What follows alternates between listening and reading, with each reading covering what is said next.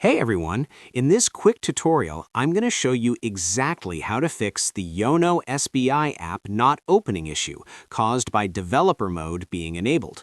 So if your YONO SBI application keeps showing messages like Manage Developer Mode or Developer Mode Enabled and won't open, just follow along step by step to fix it. Alright, let's dive in. First, open the settings on your phone. At the top of the Settings menu, tap on the search bar. Now, type Developer Options. From the results, tap on Developer Options. Here, you'll see that Developer Options are turned on. Simply toggle this option off. Once Developer Options are disabled, the issue will be fixed. Now, go back and open the YONO SBI app again.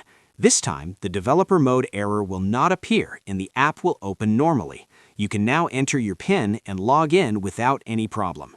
And that's it. This is the best and easiest way to fix the YONO SBI Developer Mode error.